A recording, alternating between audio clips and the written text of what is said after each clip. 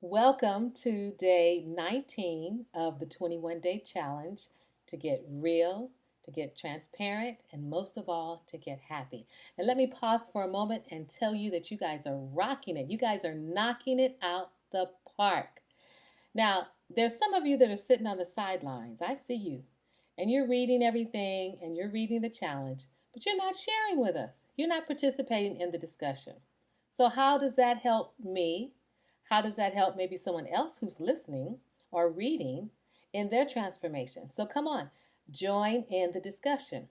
We're in the home stretch. We only have a couple of more days. So, if you want any input from me, or if you just want to be able to be in a safe space, to get free, get clear, keep it real, and get happy, then join the discussion. Now, in the last video, I said I had a couple of things that I was offering you, but really, there were opportunities for you to create more of an exchange with me. One was to forward to me any questions that you'd have me answer if I haven't touched upon them already. The other one was to be so kind and so generous to offer any testimonies.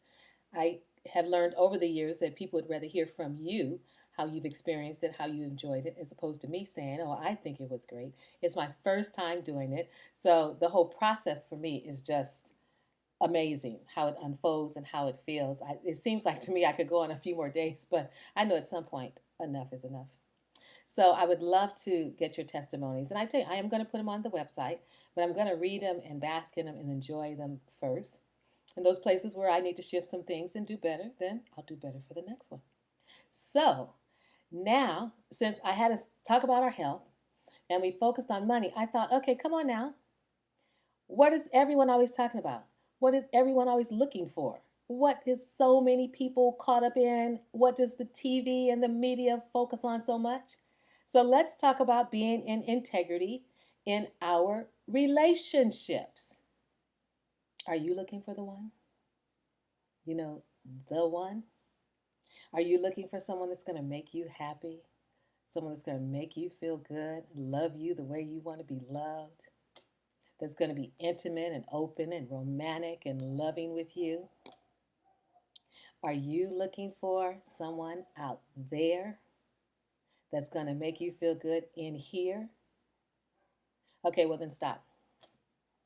But wait a minute. It's really not about me giving you inspirational guidance or anything right now, right? Okay, so the question is, how are you in integrity in your relationships? Or really, how are you out of integrity in your relationships? Whew, that's another one for me to take a breath on. I have had a journey in relationships. I'd have to say that. I didn't know what I was getting into, and because of the sexual violation at a young age, it really skewed my ideal of relationships and what was supposed to be happening. So often I was spending time looking at how I could please the other person, satisfy the other person, seducing people, getting them, taking good care of them, and then leaving because it wasn't a two-way street. It wasn't an exchange. So I didn't get fulfilled the way I thought. See, I thought if I took care of them, they would take care of me, and then that would be it. But that wasn't the way it worked. So I haven't always been in integrity in my relationships because I haven't always been faithful. I didn't really understand what I was making a commitment to. You know what? Because I really hadn't ever made a commitment to myself. And so I'd have to apologize to several people that I can think of for not being in that integrity. But that was where I was then. That certainly isn't where I am now. And we all do the best that we can with what we know at that time.